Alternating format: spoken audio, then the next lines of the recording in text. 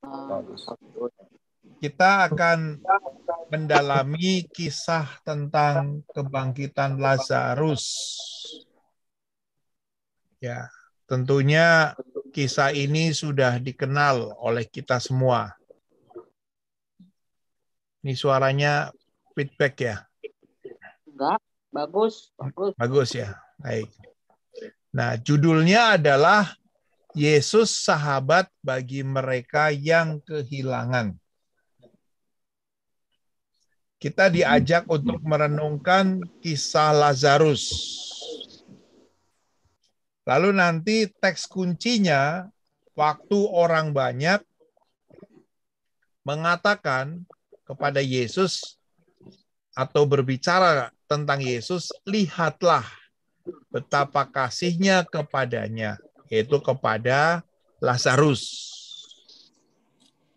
Nah, selama masa COVID atau pandemi seperti ini, seluruh bangsa Indonesia pada tanggal 10 Juli 2021, tepatnya pukul 10, ada Hening Cipta Indonesia. Kita masih ingat ya, pada bulan Juli, beberapa bulan yang lalu. Kan? Karena pada waktu itu lagi menanjaknya ya kurva dari pandemi di Indonesia. Memang berita ataupun kisah seputar pandemi ini menjadi tragedi ya, tragedi kemanusiaan. Ada banyak yang tidak siap dengan kedatangan COVID-19. Apalagi kurvanya itu menjadi semakin mengganas dan membahayakan. Dan pada waktu bulan-bulan Juli kita sendiri merasakan ada satu krisis ya. Rumah sakit di mana-mana penuh ya. Tabung-tabung oksigen pun katanya sudah mulai sulit untuk mendapatkannya. Dan bahkan dikatakan juga tidak sedikit yang telah meninggal dunia. Nah, ini adalah krisis kesehatan. Tentunya selama 2 tahun pandemi ini berjalan, ya kita semua sudah menerima vaksin, ya. Entah apapun mereknya, entah Sinovac atau AstraZeneca dan seterusnya. Tetapi Ibu Bapak, sekalipun vaksin sudah diproduksi dan bahkan vaksin itu bereaksi menimbulkan imunitas tubuh, ya, merangsang kekebalan tubuh. Namun, sikap serta perasaan tenang dan sabar dalam menghadapi situasi sangat dibutuhkan. Jadi kita tidak bisa, apalagi dalam koran-koran sepanjang hari ini, jangan lengah, meskipun suasana kurvanya sudah melandai, tetap jangan lengah. Dan bahkan yang sedang sedih pun ya cepat dipulihkan supaya siapapun yang merasa ada sesuatu ya saudara ataupun siapapun yang entah teman, entah kerabat ya yang sudah sungguh-sungguh telah Tuhan panggil. Salah, aku harusnya pakai ini. Pakai Indimo. Artinya kita juga menjadi semakin ikhlas ya. Karena apa? Kita tidak sendirian. Dan bahkan kalau kita baca di koran-koran pun ya, tragedi ini bukan karena sakit penyakit, bukan karena kelemahan, tapi karena memang kita tidak tahu apa yang menjadi penyebabnya. Nah, saya memposting foto tahun lalu, ya tahun 2020 nih, waktu masih awal-awalnya ada pandemi. Ini foto ini adalah peristiwa di Surabaya. Di mana pada waktu itu ya ada 5 anak yang papa dan mamanya itu telah Tuhan panggil karena COVID-19. Nah, 5 bersaudara kandung ini menunggu diadopsi oleh para budiman. Ini berita tahun 2020. Sekarang juga kalau kita mengikuti berita di koran, mulai banyak nih anak-anak yang yatim piatu ya, karena orang tuanya sudah tidak ada lagi. Nah, inilah sekilas pengantar kita mendalami pertemuan yang kedua, yaitu Yesus sahabat bagi mereka yang kehilangan.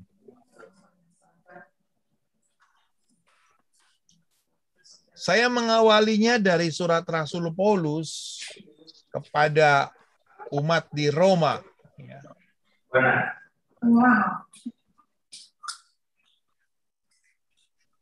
Roma bab 12 ayat yang ke-15.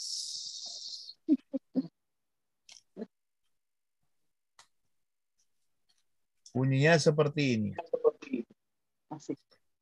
Bersukacitalah dengan orang yang bersukacita, dan menangislah dengan orang yang menangis.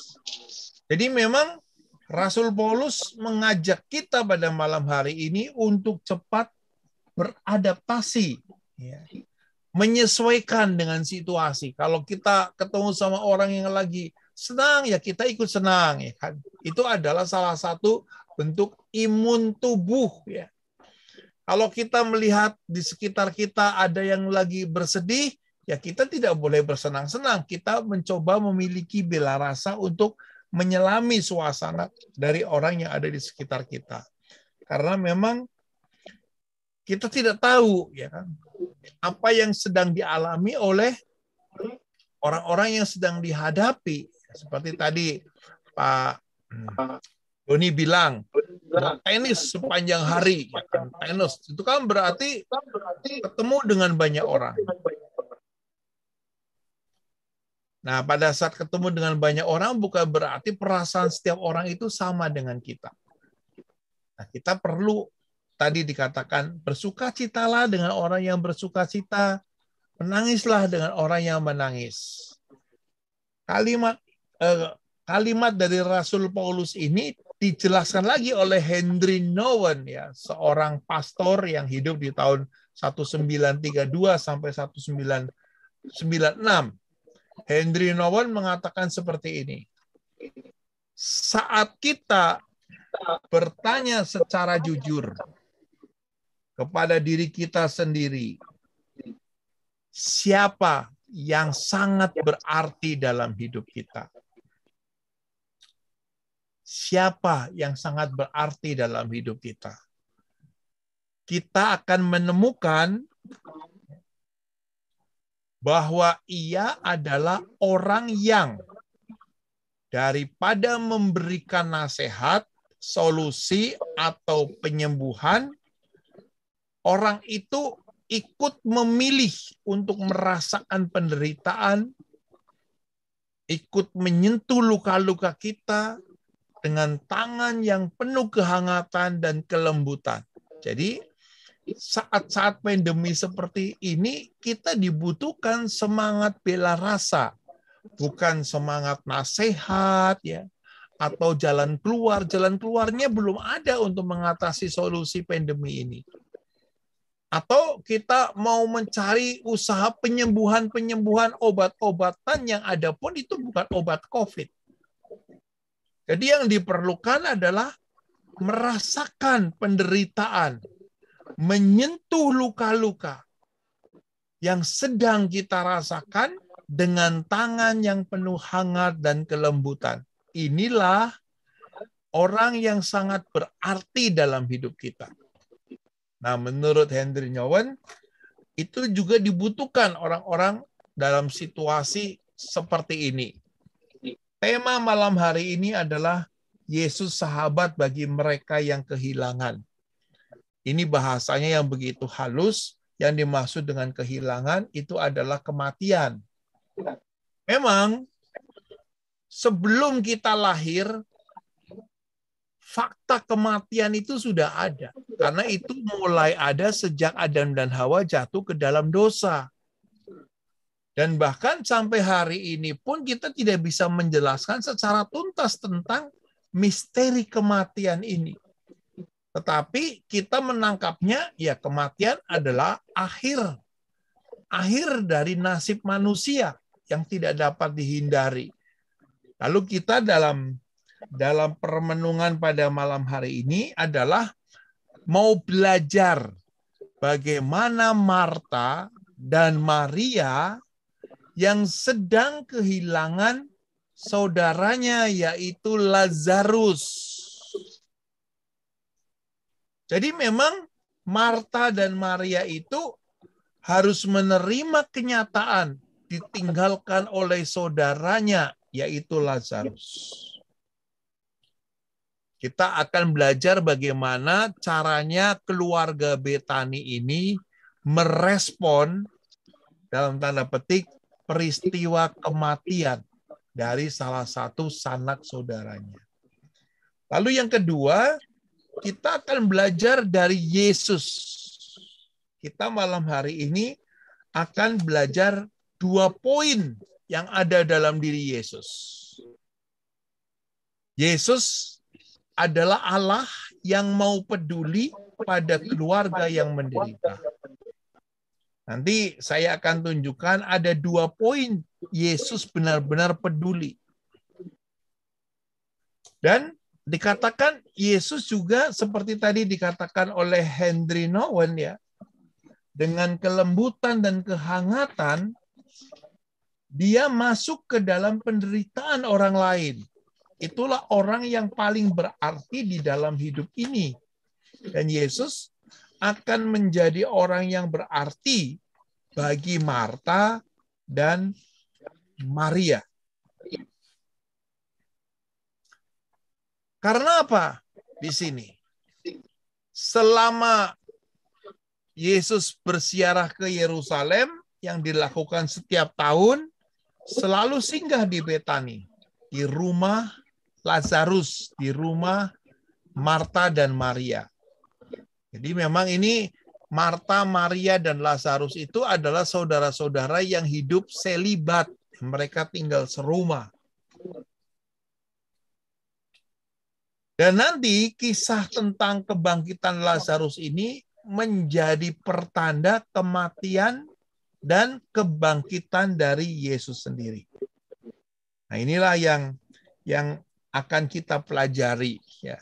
Jadi memang kalau tadi Henry Nouwen mengatakan siapa orang yang paling berarti dalam hidup ini, Marta dan Maria mencoba menangkap Yesus adalah pribadi yang paling berarti. Nah, apakah juga pada malam hari ini kita bisa sama seperti Marta dan Maria yang mengimani dan percaya kepada Yesus sebagai Tuhan yang sungguh-sungguh menyelamatkan hidup kita. Kalau kita membaca Injil Yohanes secara keseluruhan, kisah kebangkitan Lazarus itu adalah kisah yang ke-7 dari 7 mujizat yang ada di Injil Yohanes. Jadi kalau kita baca mulai dari bab 2, itu ada kisah mujizat yang pertama, Yesus yang membuat air menjadi anggur. Kebangkitan Lazarus terjadi ya, pada peristiwa mujizat yang ke-7, itu disebutkan terjadinya pada hari ke-4. Ini dikatakan pada hari ke-4. Lalu kita hubungkan dengan peristiwa mujizat yang pertama, Yesus yang mengubah air menjadi anggur dalam pesta perkawinan di Kana, itu terjadinya pada hari ke-3. Nah, tentunya air yang berubah menjadi anggur, kalau disebutkan itu terjadi pada hari ke-3, itu dihubungkan dengan kebangkitan Yesus. Air yang digunakan untuk membasuh kaki dari para tamu ya sebagai ritual pembersihan, tiba-tiba air itu diubah menjadi anggur, minuman pesta. Itulah misteri kebangkitan. Jadi ritual-ritual pada waktu bangsa Israel masih menjalankan ritual perjanjian lama dengan banyak sekali upacara untuk mendapatkan pentahiran hidup, kesucian hidup, tapi dengan kebangkitan Yesus, itu semua diubah dengan ekaristi. Lalu di situ ada Ibu Yesus dalam pesta kawin di Kana. Ada Ibu Yesus di situ hadir. Sementara dalam kisah Lazarus, namanya sama, yaitu Maria. Kalau di pesta kawin di Kana, disebutkan Ibu Yesus. Lalu dalam Injil Sinoptik, Ibu Yesus adalah Maria. Lalu kemudian kita akan mengenal lagi apa yang terjadi pada hari ketiga, yaitu Yesus bangkit. Orang yang pertama kali menyaksikan kebangkitan Yesus juga namanya Maria dari Magdalena. Jadi ada 3 sisi Maria. Ya. Maria saudara Lazarus, lalu Maria ibu Yesus, dan yang ketiga adalah Maria Magdalena. Nah, apa yang menjadi menarik kalau kita lihat seluruh Injil Yohanes ini, ya, Maria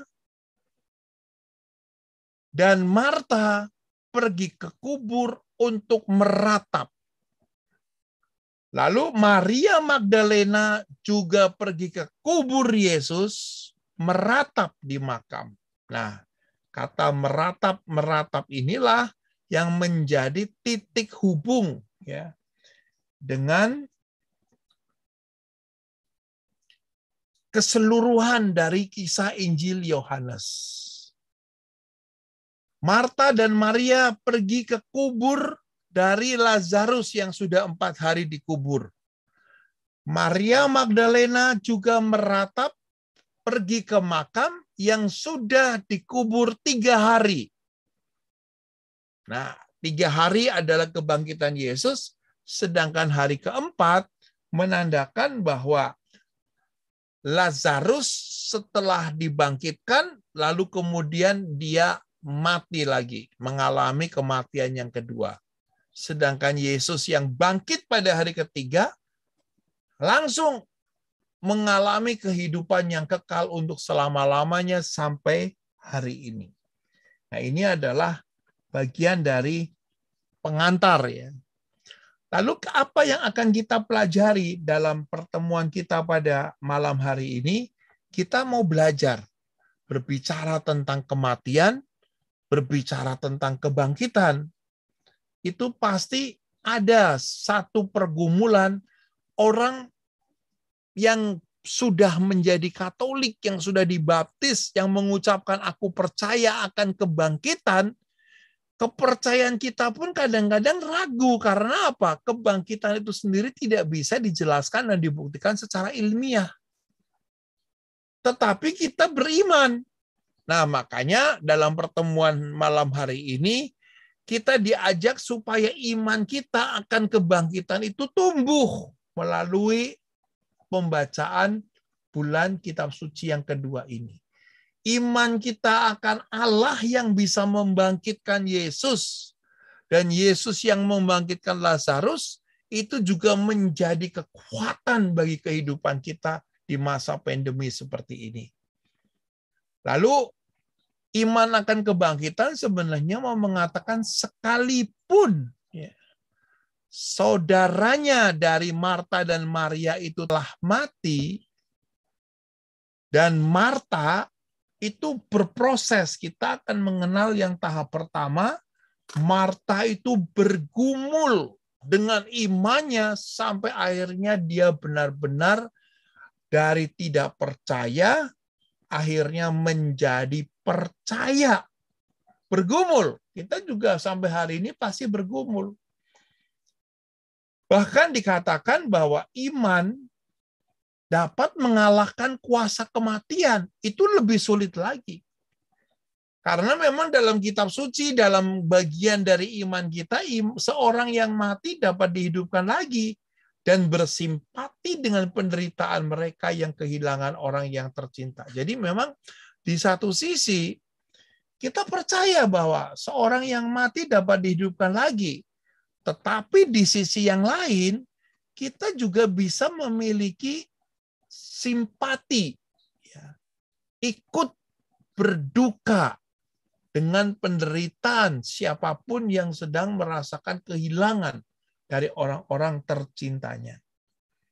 Nah, ini adalah proses yang akan kita pelajari pada malam hari ini, yaitu bagaimana Marta dijungkir balikan di hadapan Yesus dari tidak percaya, ragu, sampai akhirnya dia mengatakan, aku percaya. Oleh karena itulah kita akan belajar yang pertama, ya, dari kata-kata Yesus di dalam Injil Yohanes bab 11 ayat 4. Ketika Yesus mendengar kabar itu, yaitu kabar Lazarus yang sedang sakit, Yesus berkata kepada para muridnya, penyakit itu tidak akan membawa kematian, tetapi akan menyatakan kemuliaan Allah. Sebab oleh penyakit itu, anak Allah akan dimuliakan. Nah, pada bagian ini, itu kita sering alami. Kalau kita lagi sakit, doanya panjang. Kalau kita lagi mengalami situasi tidak nyaman, langsung doa. Tapi kalau semuanya sehat, kolesterolnya bagus, ya, kekentalan darahnya bagus, semuanya bagus, kita nggak doa. Nah, di sini penyakit itu tidak akan membawa kematian, tetapi akan menyatakan kemuliaan Allah. Artinya, kalau kita sakit, ya, kita menjadi dekat dengan Tuhan. Kemuliaan Tuhan hidup di dalam hati kita. Jadi pada saat kita ada dalam situasi sakit yang paling nggak enak, semua sakit itu nggak enak. Tapi sakit yang paling nggak enak adalah sakit gigi. Ya kan? Kalau sakit gigi berdoa juga nggak bisa. Tapi saya juga merasakan nih beberapa tahun yang lalu kan, waktu masih belum diobati itu, kalau sudah sesak nafas, sudah mau lari kemana? Sudah nggak bisa. Hanya pasrah saja. Kalau sakit gigi masih bisa dikendalikan, tapi kalau sudah tersengap-sengap itu nafasnya, mau lari kemana? Nggak bisa. Itu akhirnya hanya satu, yaitu Tuhan yang sungguh-sungguh saya andalkan. Nah, itulah Yesus bilang, penyakit itu tidak akan membawa kematian. Jadi, kita banyak berdoa kalau lagi sakit. Tapi bukan berarti kita minta sakit terus supaya berdoa terus, kan tidak. Nah, ini di ayat 4 ada satu tantangan dari Yesus. Nah, ceritanya saya tidak membacakan 45 ayat ini secara lengkap ya. Tapi Ibu Bapak kan sudah pernah mengenal kisah tentang Lazarus, karena ini sering dibacakan dalam acara-acara di sekitar rumah duka dan seterusnya.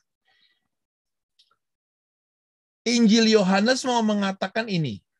Pertama, Yesus itu adalah sabda yang menjadi manusia. Tetapi sabda itu sekarang hadir dalam keluarga manusia di Betania. Dan dalam keluarga itu ada yang sakit.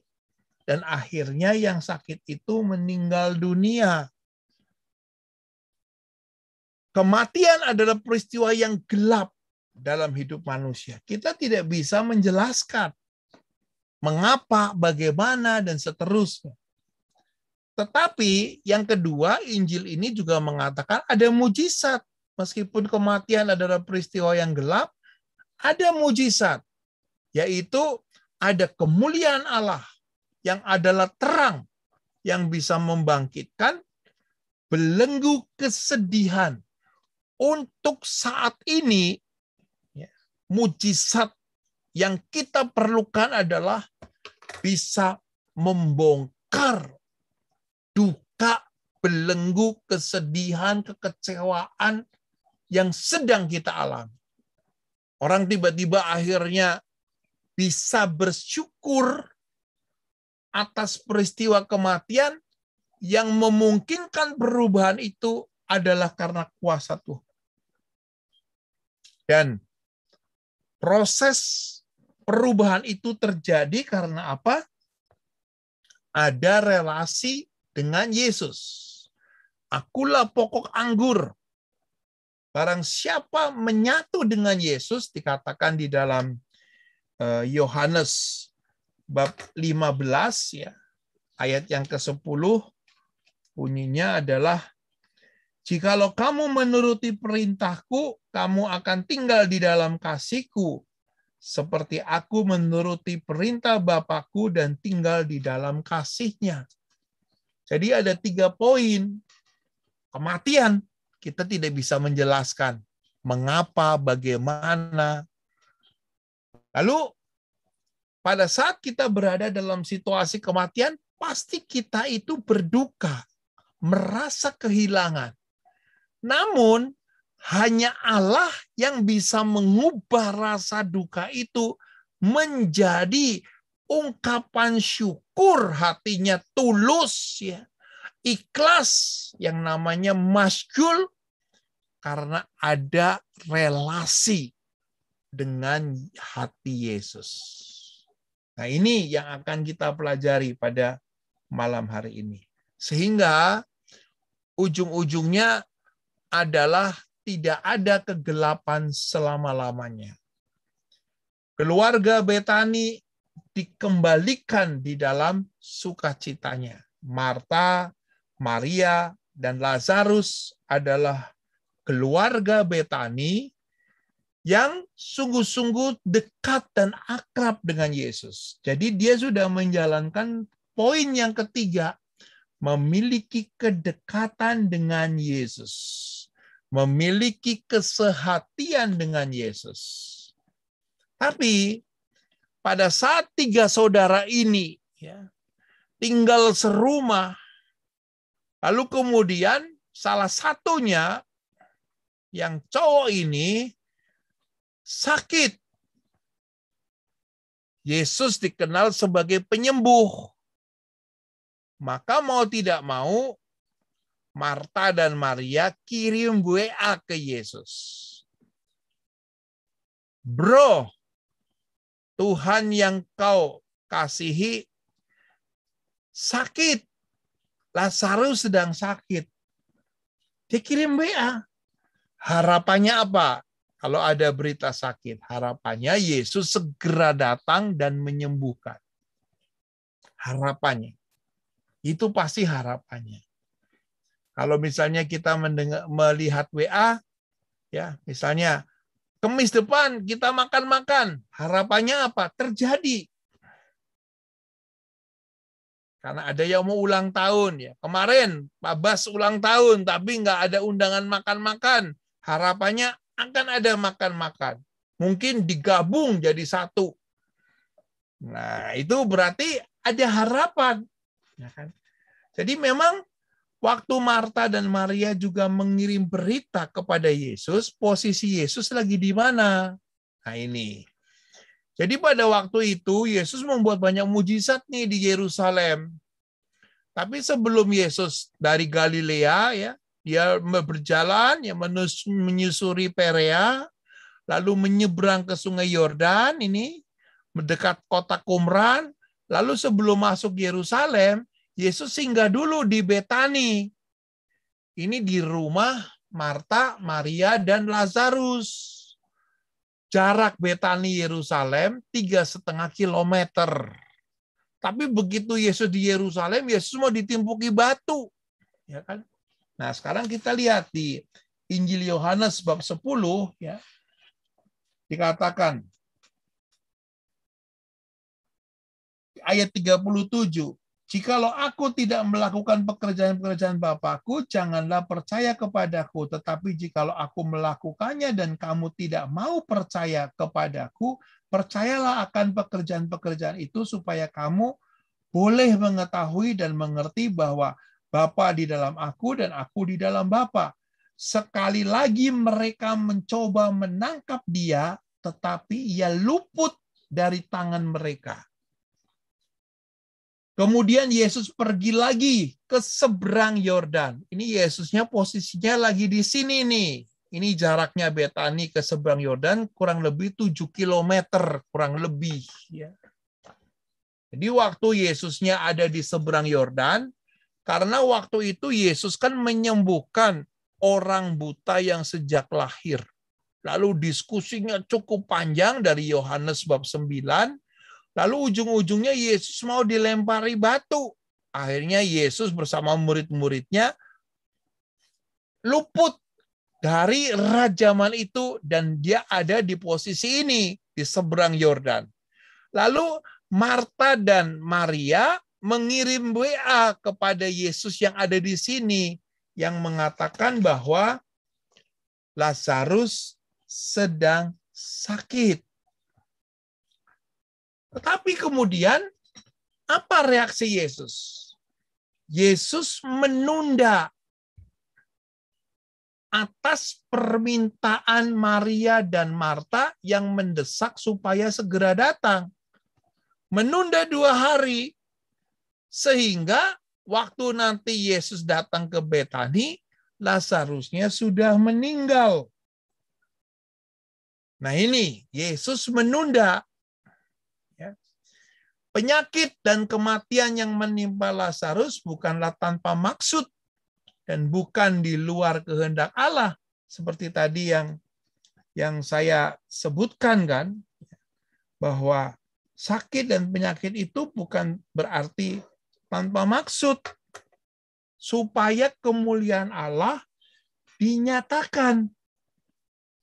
Jadi setelah Yesus menunggu 2 hari di seberang Yordan, lalu kemudian Yesusnya ngomong nih sama para muridnya. Nah, mari kita kembali ke Yudea. Nah, Yesus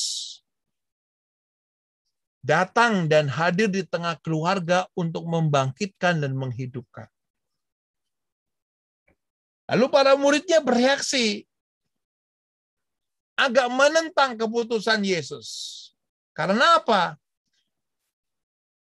Yesus baru saja belum seminggu akan dilempari batu. Tapi Yesus mengatakan siapa yang berjalan pada siang hari, kakinya tidak terantuk.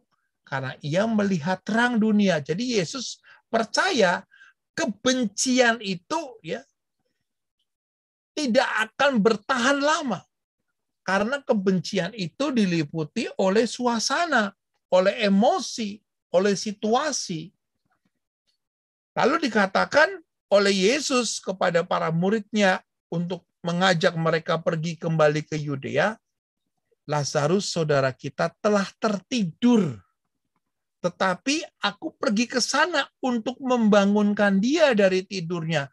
Waktu Yesus ngomong begini, para muridnya tambah marah. Kalau memang tidur, ngapain kita ke sana? Atau dia bisa bangun sendiri. Nah, para murid tidak mengerti bahwa di mata Yesus, orang yang mati itu adalah orang yang sedang tertidur, yang dalam kuasanya sangat mudah untuk dibangkitkan. Nah, ini maksudnya Yesus seperti itu. Sehingga Yesus mengatakan, syukurlah, ya, syukurlah aku tidak hadir pada waktu itu. Syukur. Karena ini menjadi satu kesempatan untuk membuat para murid semakin beriman kepada Yesus. Wih, ada orang mau melempari batu. Belum seminggu. Tapi Yesus berani ke sana demi mau membangunkan saudara yang begitu dia kasihi, yaitu Lazarus. Mengejutkan memang di sini.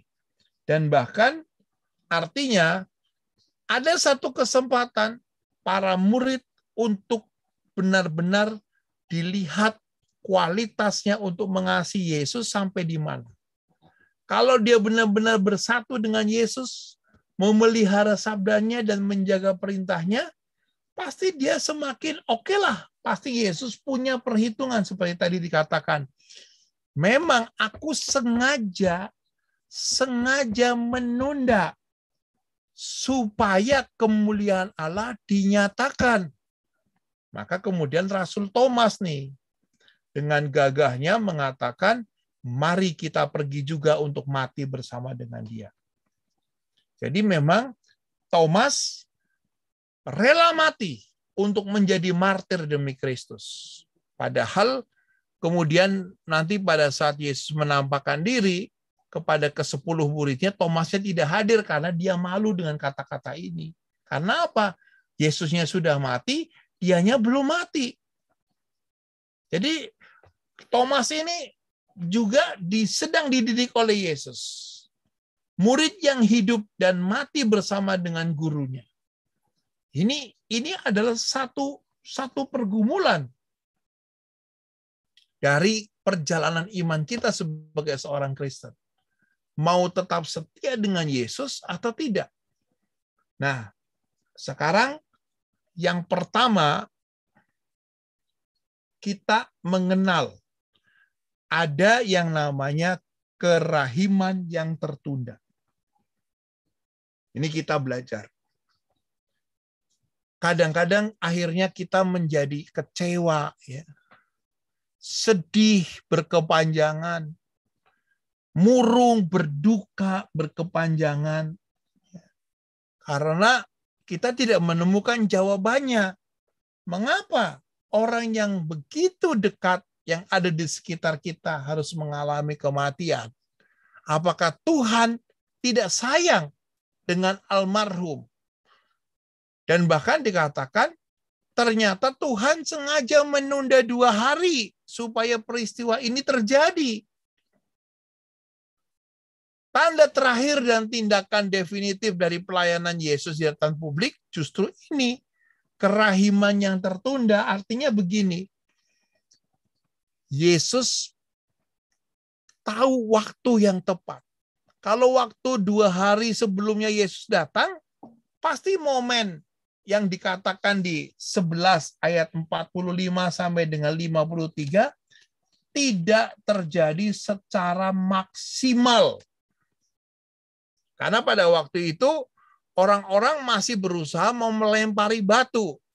Tapi sekarang di ayat 45 ini saya baca ya, 11 ayat 45. Banyak di antara orang-orang Yahudi yang datang melawat Maria dan yang menyaksikan sendiri apa yang telah dibuat Yesus, percaya kepadanya. Tetapi ada yang pergi kepada orang-orang Farisi dan menceritakan kepada mereka apa yang telah dibuat Yesus itu. Lalu imam-imam kepala dan orang-orang Farisi memanggil mahkamah agama untuk berkumpul dan mereka berkata, apakah yang harus kita buat? Sebab orang itu membuat banyak mujizat. Apakah kita biarkan dia? Maka semua orang akan percaya kepadanya dan orang-orang Roma akan datang dan akan merampas tempat suci kita serta bangsa kita. Tetapi seorang di antara mereka yaitu Kayafas, imam besar pada tahun itu, berkata kepada mereka, kamu tidak tahu apa-apa dan kamu tidak insaf bahwa lebih berguna bagimu jika satu orang mati untuk bangsa kita daripada seluruh bangsa kita ini binasa. Hal itu dikatakannya bukan dari dirinya sendiri, tetapi sebagai imam besar pada tahun itu ia bernubuat bahwa Yesus akan mati untuk bangsa itu. Dan bukan untuk bangsa itu saja, tetapi juga untuk mengumpulkan dan mempersatukan anak-anak Allah yang tercerai-berai. Di ayat 53, mulai dari hari itu mereka sepakat untuk membunuh dia. Nah, inilah kerahiman yang tertunda. Jadi Yesus menunggu emosi dari para imam ini memuncak sampai pada titik keputusan ini.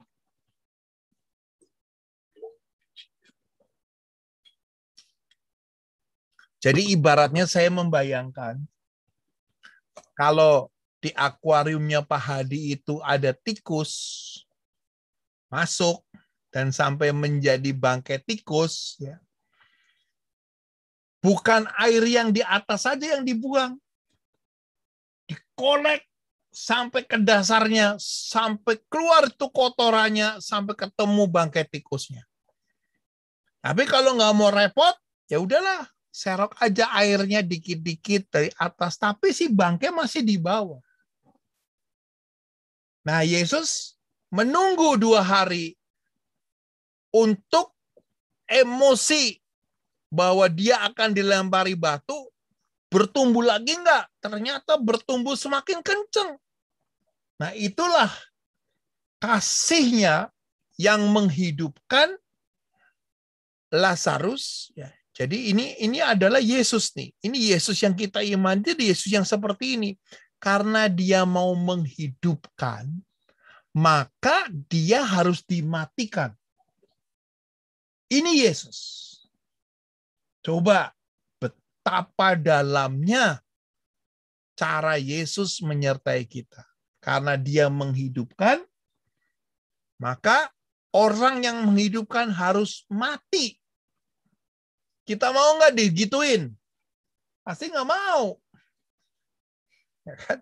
Tapi kita bisa karena apa? Karena kita percaya kepada Yesus. Kita bisa berkorban, kita bisa dimaki-maki. Misalnya contohnya, Bu Eti udah masak enak-enak ya, gado-gado, semua sudah lelah-lelah masak ya.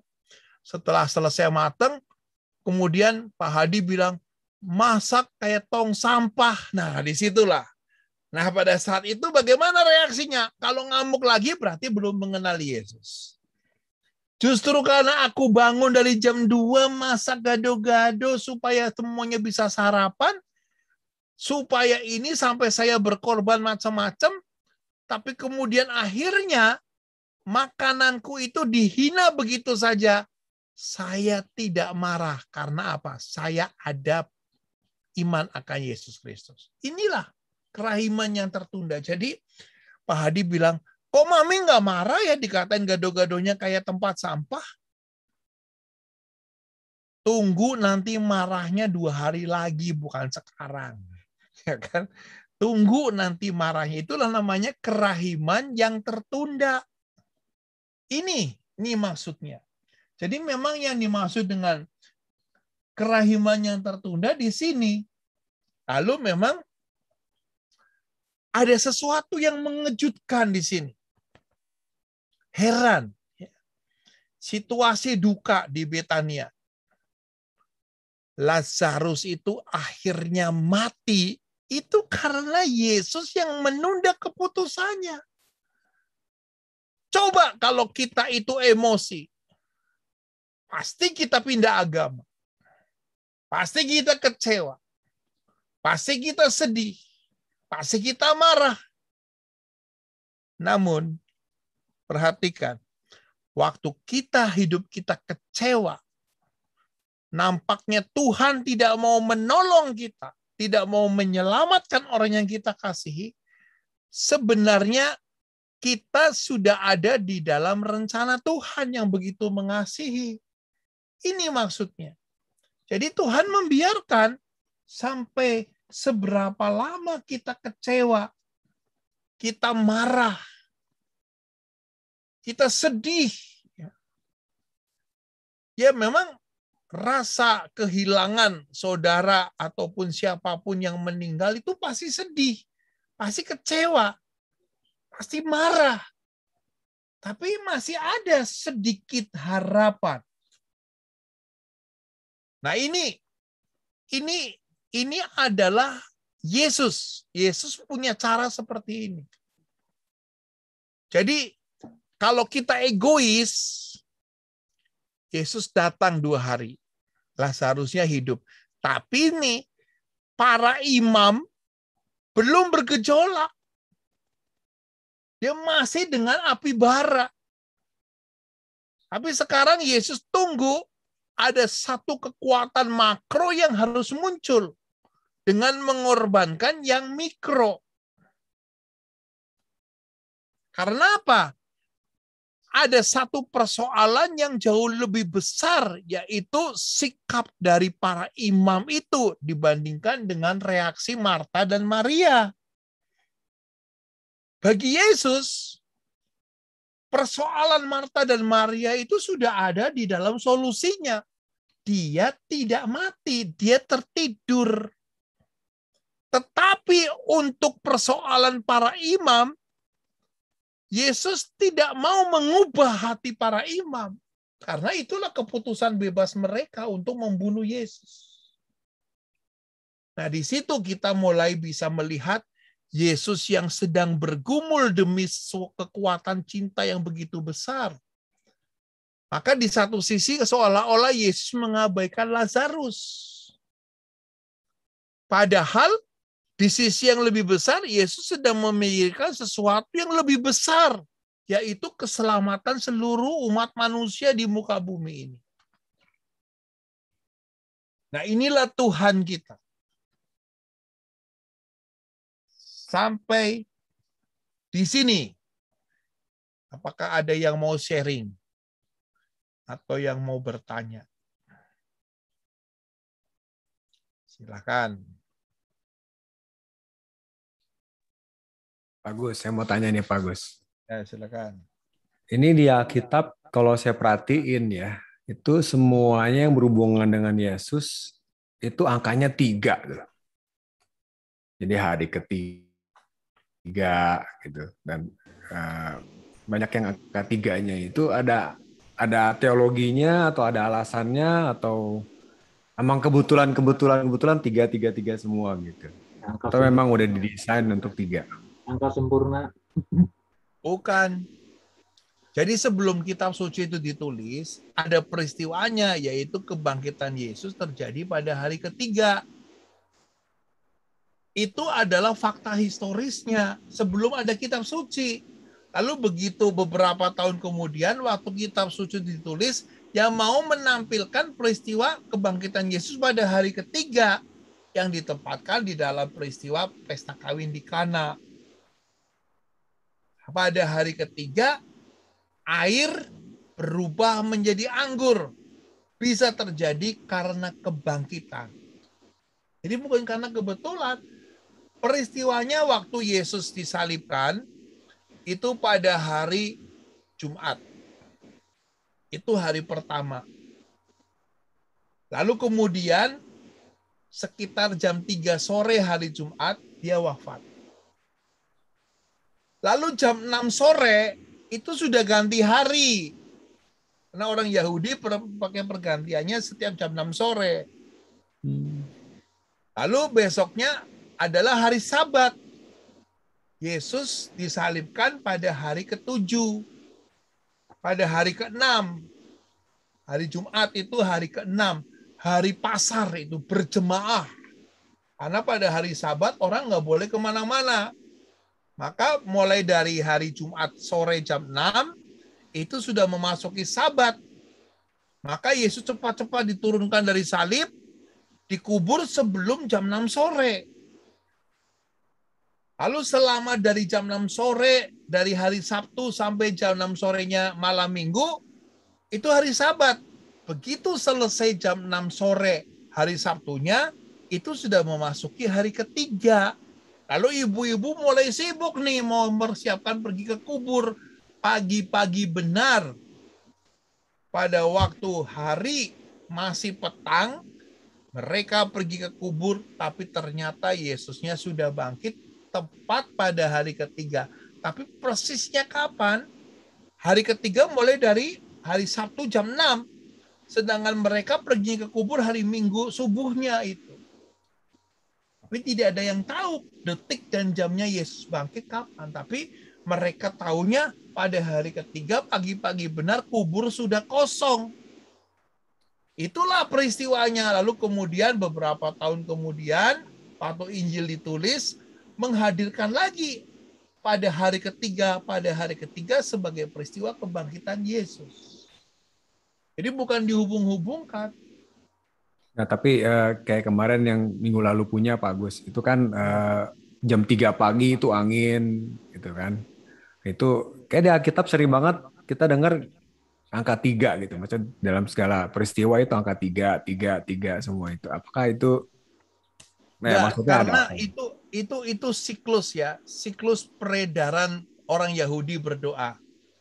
Orang Yahudi berdoa mulai dari jam 6 pagi, 3 jam kemudian jam 9 dia berdoa, 3 jam kemudian jam 12 dia berdoa, jam 3 sore dia berdoa, jam 6 sore dia berdoa, jam 9 malam dia berdoa. Siklus 3 jam itu, tapi bukan jam yang menurut kita 2 kali 24 jam, tapi siklus posisi matahari di seputar Palestina. Jadi memang ada siklus itu. Jadi misalnya nih ya, kalau kita ada di sana, ya, posisi bayangan kita ada di mana? Itu berarti menandakan lagi sudah jam berapa. Itu sudah doa apa. Dan itu peredarannya setiap durasi kurang lebihnya 3 jam itu. Makanya kemudian waktu angin sakal itu kira-kira jam 3, itu proses perubahan. Ya, proses perubahan. Kalau Pak Hadi juga tahu, kalau orang lagi direfleksi nggak boleh jam 12 siang. Karena itu proses perubahan dari peredaran darah, ya kan? Dari mana mau kemana, dari mana ke mana, maka urutannya itu juga harus mengikuti darah yang mengalir, jangan dilawan. Jadi kalau kita mulai start pijet nih setengah 12, kan jam 12 belum selesai. Maka begitu tank jam 12, itu peredaran darah berubah. Tapi kalau kita urutannya terus begitu, itu akan berantakan. Sehingga disarankan kalau mau urut setelah jam 12, jam 1, atau jam 9 sampai jam 11. Karena itu bilik jantung itu bergerak berputar arah. Nah itu seperti itu. Kita kadang-kadang juga merasakan juga nih kalau lagi serius ya, fokus di meja belajar ya, tahu-tahu ngantuk, tahu-tahu semangat, itu karena peredaran darahnya sudah berputar secara berbeda. Nah kalau yang sudah peka ada jam-jam yang tertentu, begitu kan Pak Hadi kan? Ya kan? Organ bekerja, jam organ namanya, jam organ. Nah, jam organ tuh. Baik, ada lagi? Jadi memang kita tadi menangkap Yesus ya, yang sungguh dia sengaja menunda demi ada satu perhitungan yang lebih besar, yaitu reaksi dari para imam.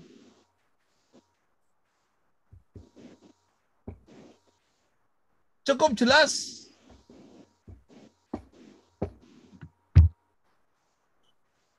Kalau jelas kita lanjut. Ya, lanjut. Lanjut ya. Kak Joni belum bertanya ya. Nanya boleh Pak Agus? Ya silakan. Bagus, kalau itu kan kalau apa namanya, kalau kematian itu Pak Agus ya, kayak seperti Marta sama Maria itu kan dia kan akhirnya sukacita ya Pak Agus ya. Karena kan Lazarusnya kan ini hidup lagi gitu loh. Ada buktinya gitu loh Pak. Jadi mereka bisa bersukacita Pak gitu loh Pak. Nah kalau kita nih Pak yang ditinggal begini Pak, tinggal sama orang yang kita kasih gitu Pak, kita mesti bersyukur kayak gimana Pak? Kan nggak ada buktinya juga gitu loh Pak. Buktinya bahwa Ibu Joni sudah Tuhan panggil. Itu buktinya kan. Tetapi sekarang kenyataannya Pak Joni masih sedih. Masih bertanya-tanya. Syukur kepada Allah nggak pindah agama. Kan di situ. Kalau ada agama lain yang bisa mengembalikan Bu Joni, kira-kira Pak Joni tetap Katolik nggak? Tidak.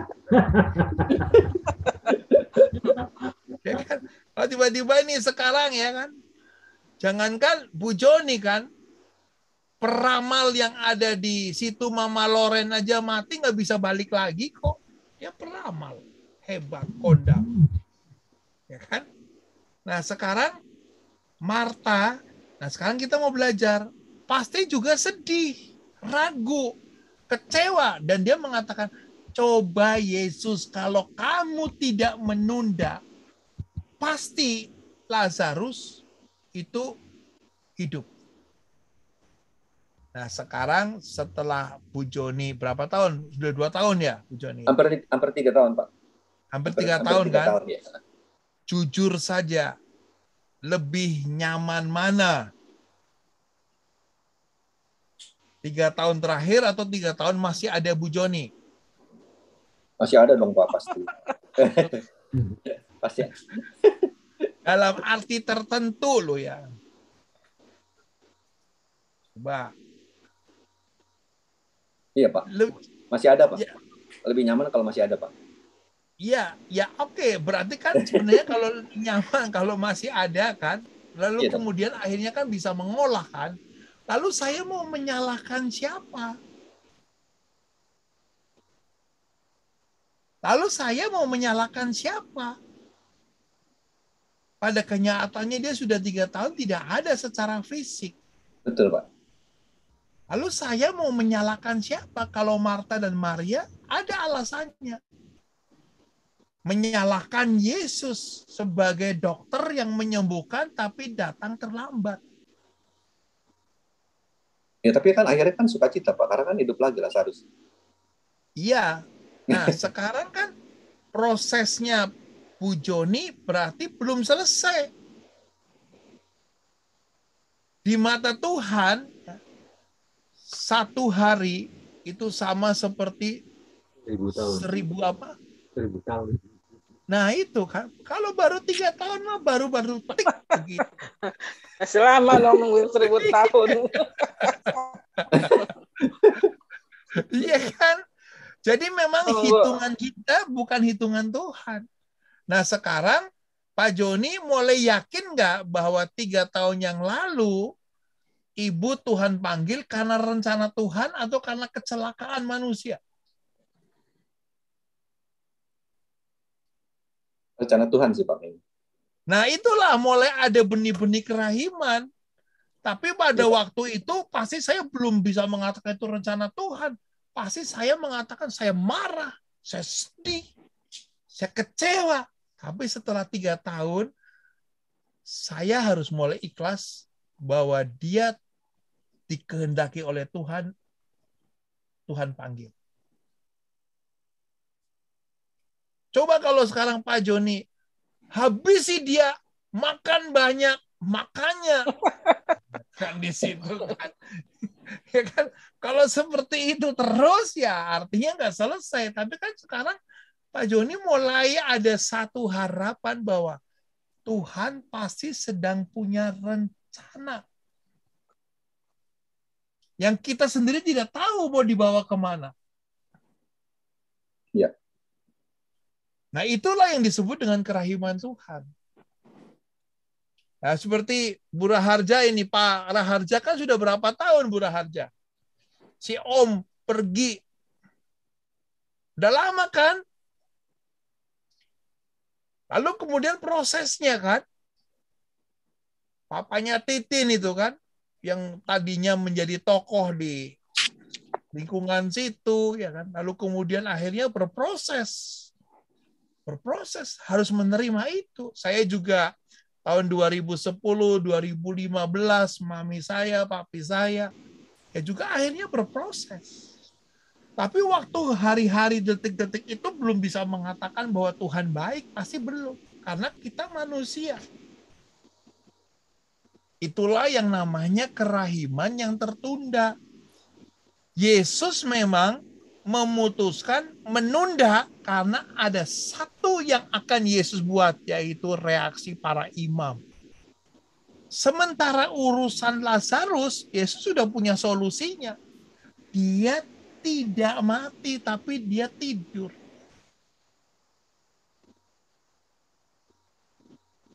Dan kalau kita nanti akhirnya juga bisa bertanya, Tuhan pasti sedang punya rencana atas kehidupan Pak Joni. Nah, salah satu rencananya apa? Setelah tidak ada Bu Joni, Pak Joni mulai aktif di lingkungan, mulai aktif di gereja, ya kan? Waktu itu kan saya mulai kenal waktu dia tahap mau dibaptis ya kalau nggak salah ya. Iya, Pak.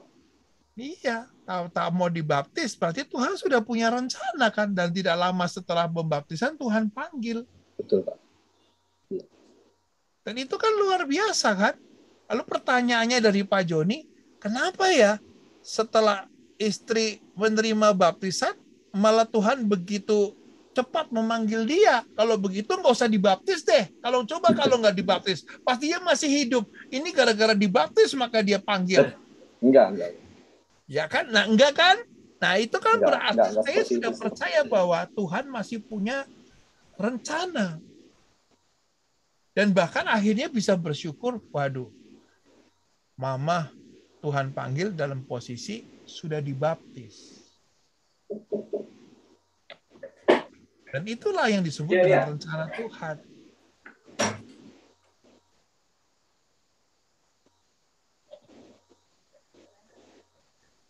Iya, Pak. Nah, itu kita belum selesai ya kan? Itu baru kita mengenai, itulah Yesus kita. Yesus kita itu pasti mengerti setiap problem kita. Dia tahu solusinya. Tetapi Tuhan juga sedang memikirkan sesuatu yang lebih luas lagi. Demi memikirkan sesuatu yang lebih luas, Yesus menunda kedatangannya ke Betani. Nah, sekarang kita akhirnya mengerti alasannya. Setelah itu kemudian begitu para imam bereaksi akan membunuh Yesus, barulah sekarang Yesus beresin dulu hal yang kecil-kecil ini. Seperti rengekan Marta, dan kemudian Maria, dan akhirnya Lazarus.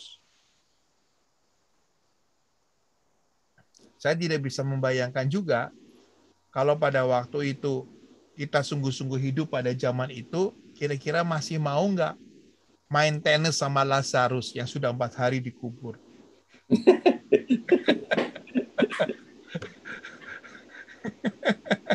Kira-kira Pak Joni, kalau Lazarus itu warga lingkungan Cipinang Indah kan, lalu yang sudah 4 hari dikubur, tiba-tiba Yesus bangkitkan, lalu mau nggak? Yuk Pak Joni, jam 12 malam yuk kita ngopi. Nah, lalu kita lihat kakinya napak di bumi, enggak, itu kan. Itu kan. Ya, jadi memang itu gambaran kita seperti itu, tetapi bagi orang Yahudi nggak punya gambaran-gambaran seperti itu.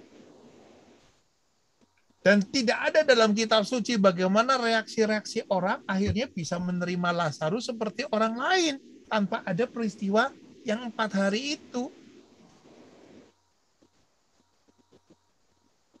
Nah, sekarang kita lihat lagi.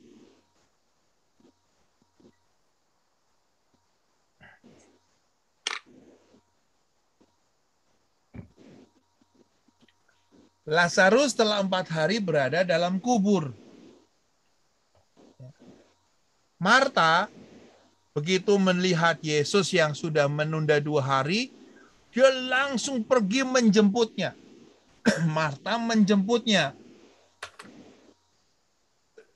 Lalu meyakini dengan mengatakan, Yesus, kalau kamu datang lebih awal, Lazarus pasti tidak akan mati. Ini adalah perhitungan Marta. Yakin Yesus pasti punya akses khusus kepada Allah untuk bisa menyembuhkan Lazarus. Itulah keyakinan si Marta. Dia yakin di situ. Lalu Yesusnya menanggapi apa? Saudaramu akan bangkit. Itu jawaban Yesus. Jadi ya, pastilah kalau saya menghadirkan cara mimiknya ibu-ibu itu kan begitu kan. Habis itu Yesus bilang, saudaramu akan bangkit. Singkat, padat. Setelah itu Yesus yakinkan lagi kepada Marta, aku ini siapa sih, tak? Memang ada kuasa kehidupan bagi orang beriman. Itu tidak masuk akal. Bagi akal manusia. Tapi kalau aku berjanji, mulai sekarang ada kebangkitan. Karena Yesus bilang, akulah kebangkitan dan hidup. Dan orang yang percaya dengan kebangkitan dan hidup tidak akan pernah terpisah dari Allah, bahkan oleh kematian. Di sini kasarnya, akulah kebangkitan dan hidup. Lalu kemudian Marta mulai, ya aku percaya, ini ekspresinya muka Yesus nih, ya kan? Yesus bro, aku percaya bro, tapi itu kan nanti akhir zaman. Nanti Marta percaya seperti orang-orang pada umumnya Lazarus akan bangkit pada akhir zaman. Ini ekspresi muka Yesus saya pilih untuk mencoba menangkap ya argumentasi dari Marta. Lalu Yesus bilang, kalau kamu baru percayanya nanti akhir zaman, rugi besar, sis. Tapi kalau kamu sekarang percaya, akulah kebangkitan dan hidup, kamu tidak rugi. Nah sekarang Yesus juga bertanya kepada kita, kita percaya Yesus adalah kebangkitan dan hidup nanti atau sekarang? Nanti atau sekarang? Kalau jawabannya nanti, berarti kita sekarang kosong-kosongan. Kalau sekarang kita percaya Yesus adalah kebangkitan dan hidup, maka kita sedang diubah oleh iman itu. Karena percaya kepadanya merupakan jalan satu-satunya untuk menuju kebangkitan dan hidup. Dan iman kepada dia membawa kehidupan baik sekarang maupun masa yang akan datang. Orang-orang yang percaya sekalipun mereka mati secara fisik akan hidup secara rohani.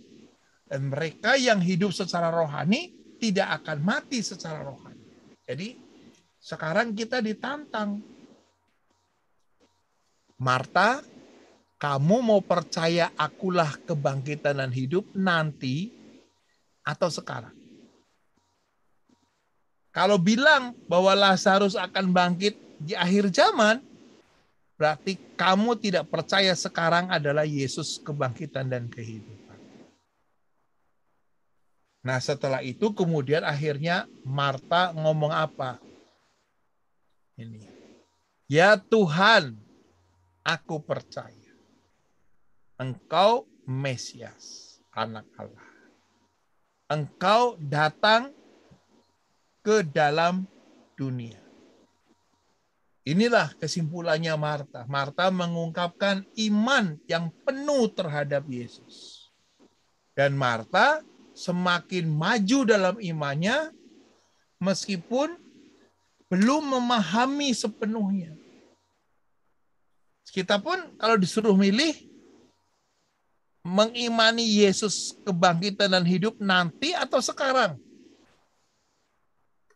Silakan kalau ada yang mau sharing.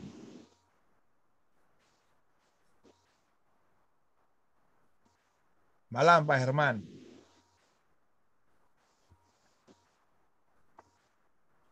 Ayo, kita mau percayanya Yesus kebangkitan dan hidupnya nanti atau sekarang? Mic-nya belum dibuka Pak Herman. Mic-nya.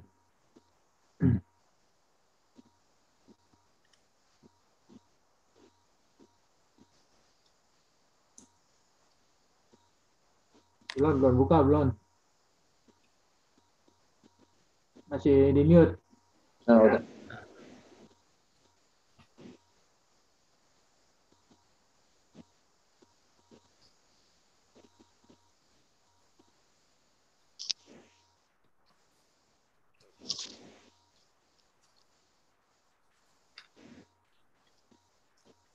Gimana Pak Gus? Ya, kita itu mengimani Yesus adalah kebangkitan dan hidup sekarang atau nanti akhir zaman. Sekarang. Nah, itulah. Sekarang. Kalau Marta tadi yakinnya nanti. Coba sekarang Pak Joni. Ya. Bu Joni itu sudah menerima Yesus. Berarti dia masih dalam posisi kematian atau kebangkitan? Ayo Pak Joni, bisa jawab nggak? Bangkitan, Pak. Nah udah kan. Akhirnya apa? Aku percaya kalau sekarang Yesus adalah kebangkitan dan hidup bagi Bu Joni yang sudah 3 tahun yang lalu sudah bersama-sama dengan Bapa.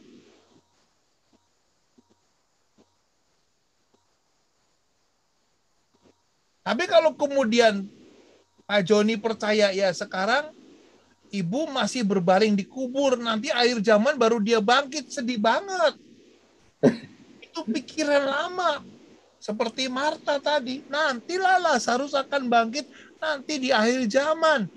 Lalu Yesus bilang, no, kau sekarang percaya nggak kepadaku adalah kebangkitan dan hidup? Ya, jelaskan, mau percaya nanti atau sekarang? Nah, pasti semuanya sepakat sekarang. Kalau sudah sekarang, nah kita sudah mulai maju nih. Waktu Bu Joni meninggal, memang kita masih sedih. Itu kerahiman yang tertunda. Tapi sekarang, setelah Yesus tahu, mau percayanya nanti atau sekarang? Sekarang. Berarti sudah mulai ada iman. Nah, sekarang yang ketiga nih. Masuk ke tahap yang ketiga. Yang ketiga bunyinya yaitu seperti ini.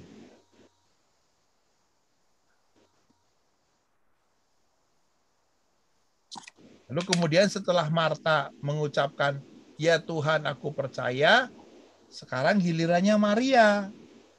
Dikatakan oleh banyak orang, guru ada di sana, ia memanggil engkau. Dan sikap Maria berbeda dengan Marta. Kalau Marta kan tadi langsung menangkap dia, ya, ngomong babla. Tapi kalau Maria tersungkur di depan kakinya, dan dia mengungkapkan kesedihannya secara terbuka di hadapan Yesus. Tersungkur, Maria juga tidak tahu, tidak menuntut Yesus, tidak menyalahkan Yesus. Pokoknya Maria masih dalam suasana sedih. Tapi kalau Marta tadi kan begitu agresif menyalahkan Yesus. Sekarang Maria tipe, aku nggak tahu. Tapi yang penting aku sedih. Orang lain juga melihat ada satu rasa duka yang dalam. Dengan melihat ini, dikatakan akhirnya Yesus ya, hatinya menjadi masyghul. Masyghul itu dari bahasa Inggrisnya singing again. Itu susah ya. Ternyuh.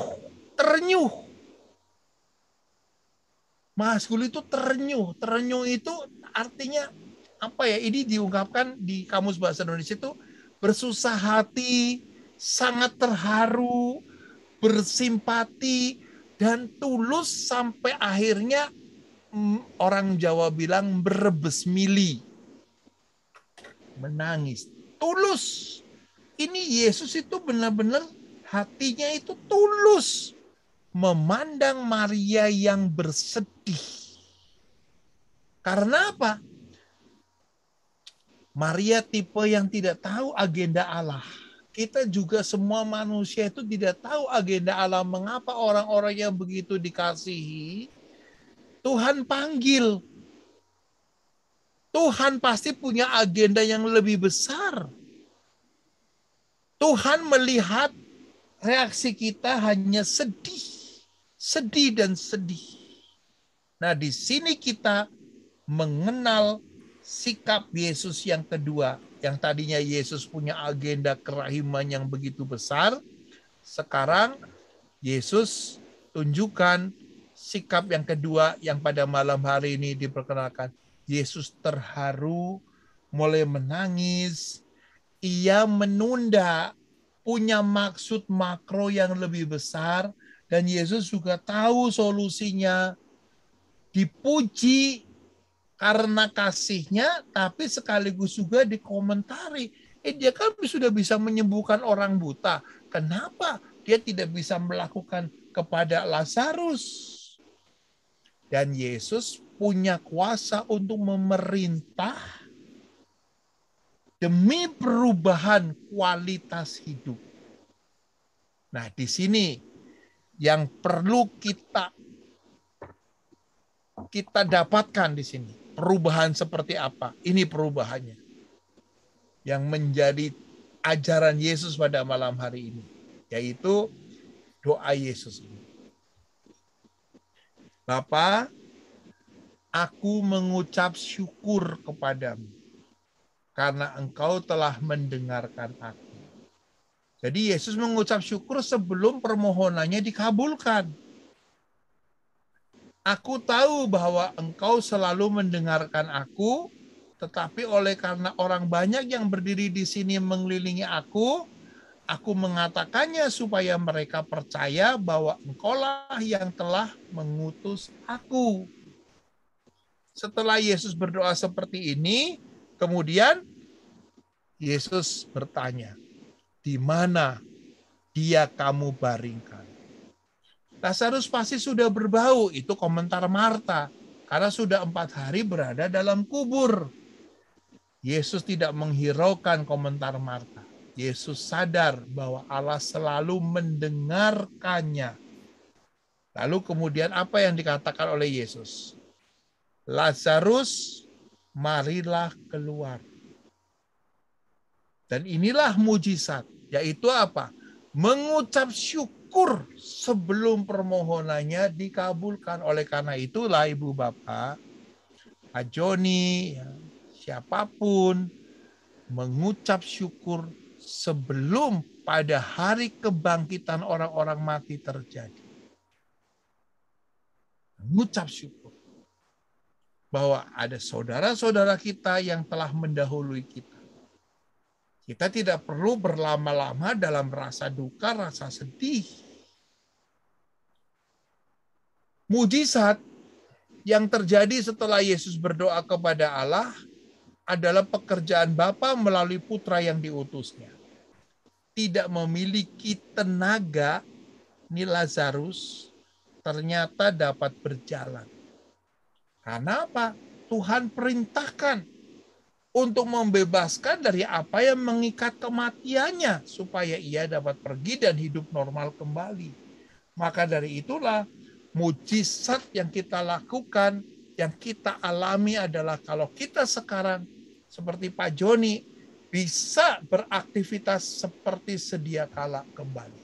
Tidak lagi masuk ke dalam suasana perkabungan yang begitu panjang. Karena apa? Aku mulai bersyukur meskipun istri tercinta sudah 3 tahun yang lalu Tuhan panggil. Yesus hadir untuk membangkitkan dan menghidupkan. Ia tidak hanya membangkitkan dan menghidupkan hal-hal yang bersifat fisik, tapi membangkitkan dan menghidupkan juga batin kita. Hanya kuasa Allah saja yang mampu menghidupkan dan mematikan manusia. Di dalam Mazmur 90 ayat 10, umur manusia itu 70 tahun. Dan jika kuat, 80 tahun. Tuhan punya planning dalam kehidupan kita. Sampai malam hari ini kita masih bisa bertemu melalui virtual seperti ini. Maka gambar-gambar ini waktu Tuhan perintahkan buka itu penutup kuburnya. Lalu Tuhan perintahkan kepada Lazarus, keluarlah engkau. Lalu Lazarus keluar dan bertemu lagi dengan saudara-saudaranya. Gambar ini akan terjadi nanti juga pada akhir zaman. Karena itulah sebelum ini terjadi, kita sekarang tugasnya bersyukur Tuhan selalu mendengarkan. Kita berdoa, kita mendoakan supaya saudara-saudara kita pada akhirnya memperoleh kebangkitan. Nah, inilah yang disebut dengan poin yang ketiga. Yang pertama, kerahiman Allah tidak bisa kita mengerti. Kita boleh bersedih. Tetapi yang kedua, kita percaya Yesus kebangkitan dan hidup sekarang. Karena itulah sekarang kita berdoa dengan penuh ucapan syukur. Nanti kalau kita pergi ziarah ke Tanah Suci, kita bisa mengunjungi ini, lokasi ini.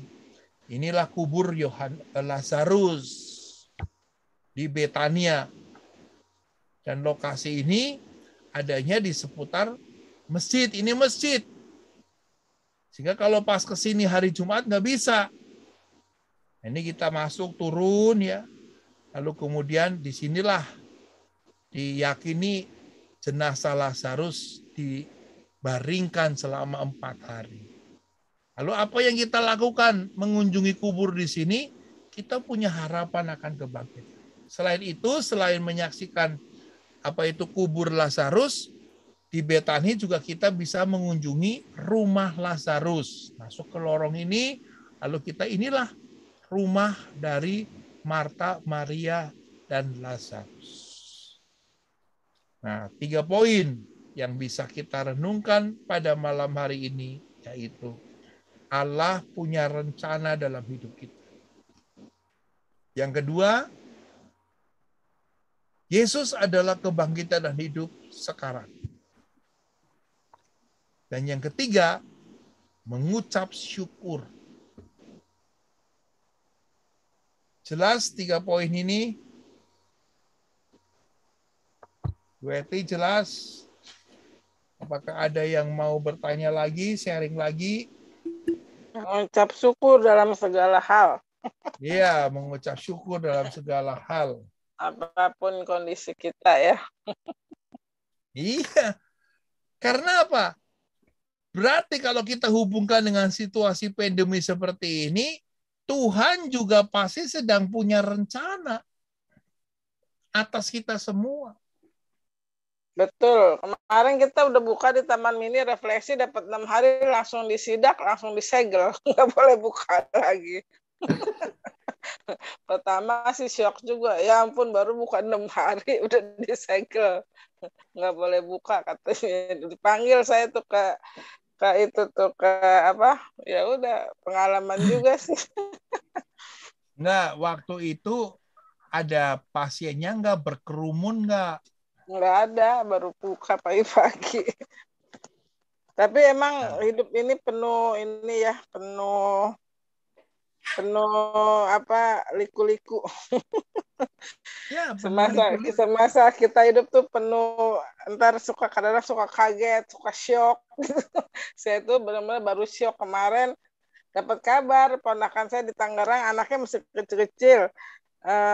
Ponakan saya laki, baru 46 umurnya, anaknya kecil-kecil 3. Kemarin dapat kabar, cicinya telepon saya nangis-nangis. Ih, Kokoy meninggal, katanya jatuh. Langsung saya mulus, langsung perut saya. Langsung mau nangis, nggak bisa nangis, langsung kaget gitu. Aduh, kalau saya ada jantung, saya bisa kaget. Langsung lemes. Kadang-kadang itulah kehidupan ya. Terus saya langsung ke Tangerang. Ya, puji Tuhannya udah nggak ada COVID. Kalau ada COVID kan nggak berani juga ke sana. Iya, benar. Jatuh aja tuh. Dia mungkin ada gejala jantung. Mungkin nggak dirasa gitu. Tiba-tiba jatuh langsung meninggal di tempat. Ya itulah namanya kita. Ya 46, anaknya masih kecil-kecil, ada yang 2 tahun, ada yang 5 tahun sama 7 tahun. Ya sampai sekarang ya masih sedih lah, namanya masih kecil anaknya gitu ya. Jadi masih shock juga. Itulah kehidupan namanya ya. Kita nggak tahu berita-beritanya macam-macam. Pelajaran pada hari ini memang untuk peristiwa Lazarus Tuhan sudah tahu solusinya. Sementara Marta dan Maria tidak tahu solusinya, tapi Tuhan tahu. Tuhan juga sudah tahu garis tangan kehidupan kita. Solusinya juga Dia tahu. Hanya kemudian reaksi kita apakah seperti Marta atau seperti Maria.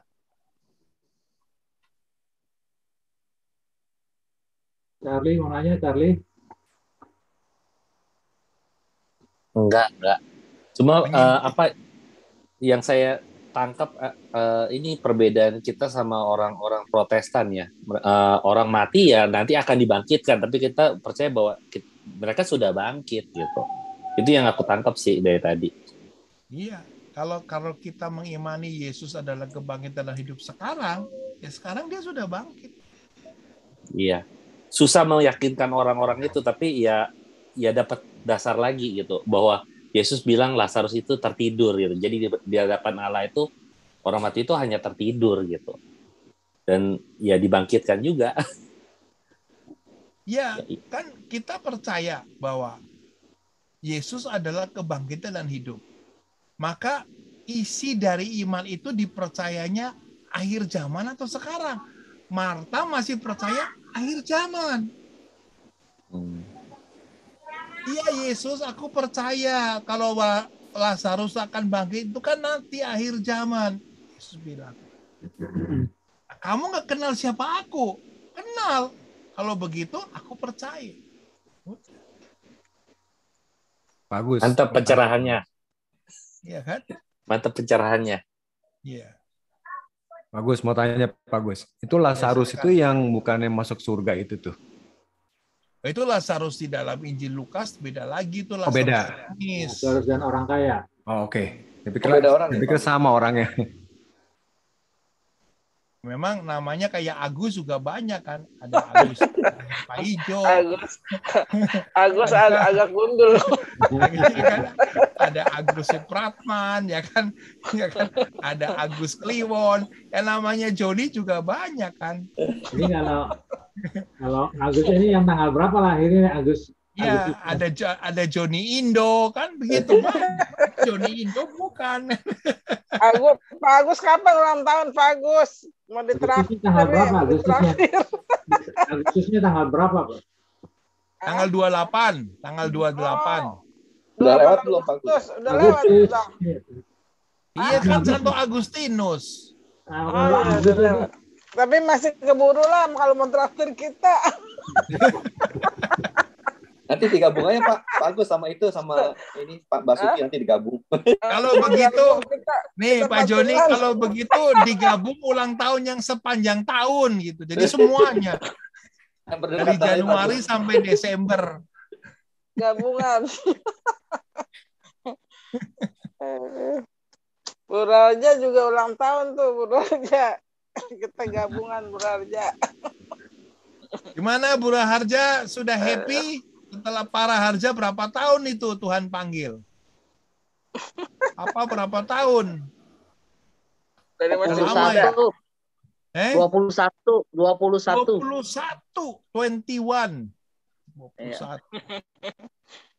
Sekarang kuat kan? Kuat. Kan? Iya dong. Kuat. Iya kan? Itu Pak Agus mau nanya. Ya. Itu kalau orang meninggal, kan dulu kita percaya itu orang tua kita ya. Ya ini balik lagi ke orang tua. Kalau meninggal itu katanya kalau belum 40 hari emang masih ada rohnya gitu. Maksudnya masih bisa nengokin siapa orang tua atau saudara atau siapa sama 40 hari Pak Agus. Kalau sebelum 40 hari masih ada itu cokim-cokimnya yang ketinggalan. Apaan tuh Jokim? Apaan sih Jokim? Emas batangannya yang masih ketinggalan. Kan ini diambil siapa gitu kan? Nah, soalnya tuh kemarin, soalnya tadi ponakan saya cerita si Lina, dia bilang, itu kan anaknya yang kecil 2 tahun lebih. Dia bilang itu ada papa katanya gitu. Maksudnya itu anak kecil mungkin bisa ngelihat kali ya. Sampai si Lina tuh cicinya sampai nangis gitu. Aku bilang ya mungkin kayak zaman dulu kan kita suka dibilang tuh orang tua kalau belum 40 hari masih ada. Jadi inget lagi. Jadi kayak Kalau Yesus juga saya ya, sih 40 hari kan baru ini kan baru baru naik naik ke ke surga kan. surga. Makanya aku juga keingetan gitu, apa kayak Tuhan Yesus itu 40 hari dia masih bisa ketemu sama enggak. murid-muridnya. Kalau saya sih yakinnya Aduh. bukan 40 hari. Meskipun dia secara fisik tidak ada, tapi dia bisa ada tanpa batasan ruang dan waktu. Sehingga Iya. Bu Joni pun bisa mengamati Pak Joni 24 jam. Awas katanya macam-macam loh ya.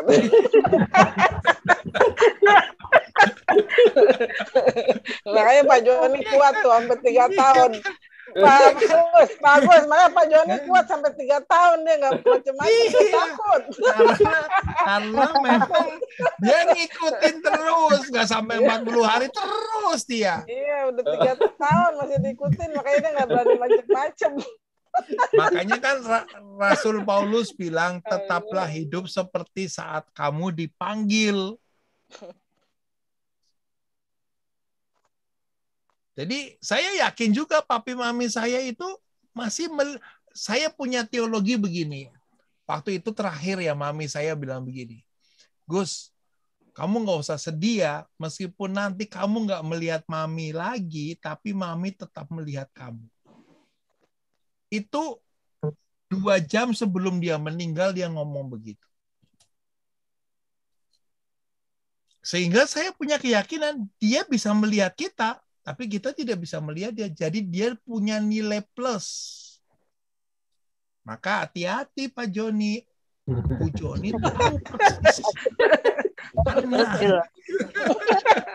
Wah, nggak jadi dong ini. Kayaknya udah punya rencana nih dia, makanya nanya-nanya. Nggak jadi dong nih, batal. Ya nanya, izin dulu boleh nggak? Gitu kan. Nanya izin dulu. Pakai itu, pakai koin, kocok dulu kalau zaman Buddha. Kasus ajaran Katolik itu. Jadi menyimpang nih, bagus ya.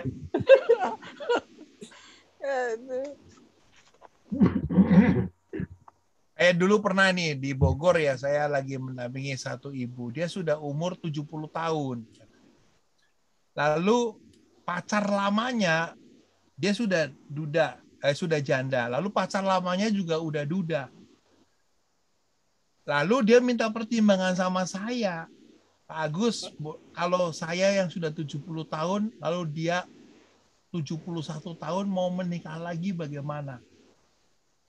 Lalu saya bilang begini, kalau istilah mahasiswa, Oma itu sudah doktor, S3. Tapi kalau sekarang kawin lagi, pindah jurusan, ospek lagi.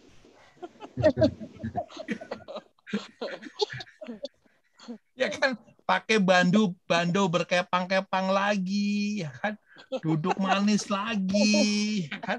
Sekarang mah sudah dokter S3, sudah punya anak, sudah punya cucu, mau nikah lagi, itu berarti mau kuliah lagi jurusan yang berbeda, ospek lagi pasti, digojolok lagi. Akhirnya dia nggak jadi. Ini dia nggak jadi. Tapi kalau Pak Joni masih boleh, Pak Agus. Pak Joni belum S3 dia. Baru S2.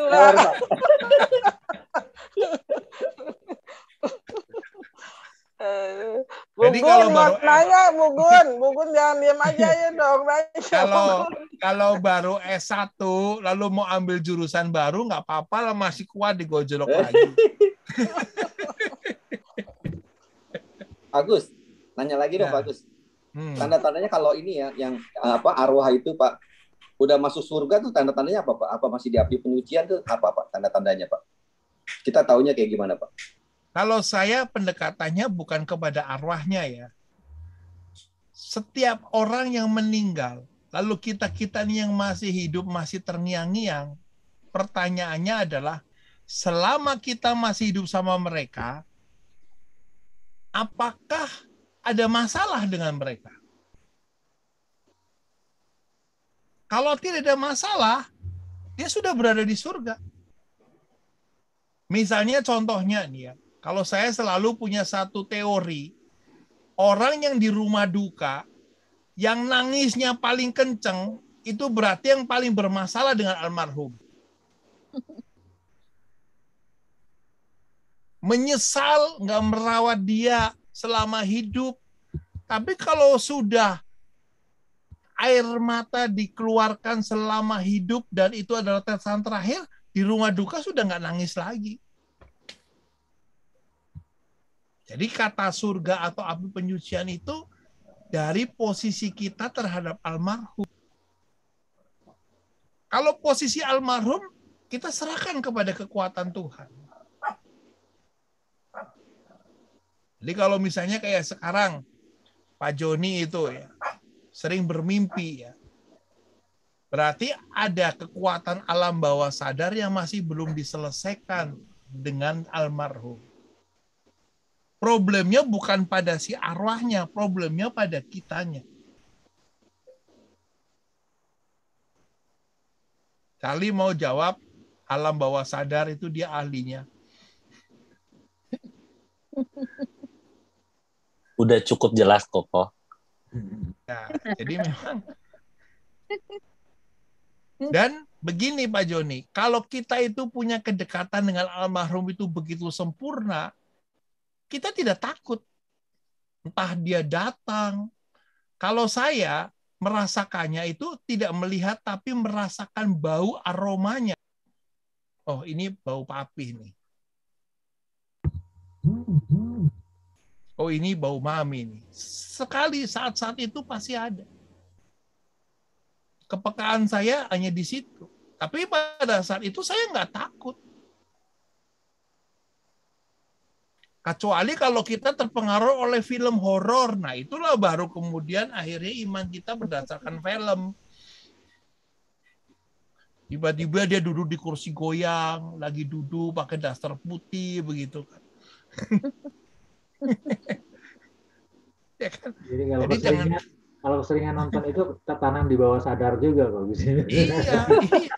Iya, kalau kayak Bu Eti kan nontonnya drakor, ya kan? Hanya terbawa juga drakornya itu, drama Korea. Bu Raharja juga drakor kan, drama Korea.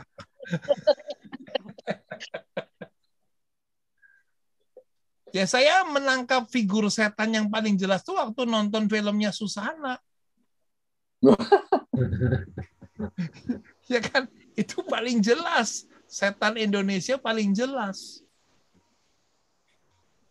Jadi kalau ada konferensi setan seluruh dunia, itu yang paling memalukan utusan dari Indonesia. Kalau dari Eropa kan setannya pakai jas. Tinggalnya di istana. Setan dari Cina juga bajunya bagus kan, pakai baju kerajaan. Setan dari Indonesia bajunya compang-camping, tinggalnya di atas pohon.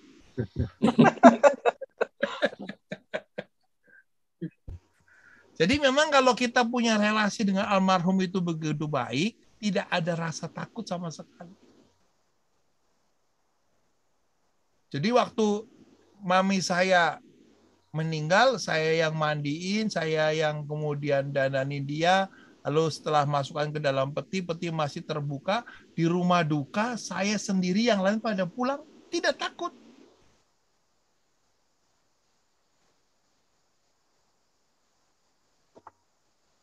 Orang kan bilang pagi-pagi, bagaimana Mas? Lihat apa? Lihat apa? Apalagi kalau di rumah duka di Jakarta tuh kan siapa yang berani tidur di kamar belakangnya itu sendirian? Gak ada yang berani kan? Mau kencing juga takut. Minta anterin Pi, mau kencing. Aduh. Banyakan nonton film horor. Baik, jadi memang pertemuan kita membuat kita itu akhirnya harus percaya bahwa Yesus adalah kebangkitan dan hidup sekarang. Dan yang kedua, berarti kita harus bersyukur. Meskipun peristiwanya belum terjadi, kita bersyukur sekarang. Tuhan pasti mendengarkan apa yang sedang kita mohonkan. Dan kita tidak tahu rencana Tuhan atas kehidupan kita. Maka tugas kita adalah bersyukur dan bersyukur. Kita ketemu lagi nanti Jumat depan, pertemuan yang ketiga. tentang orang Samaria yang baik Baik hati. Baik, mari kita tutup dengan doa.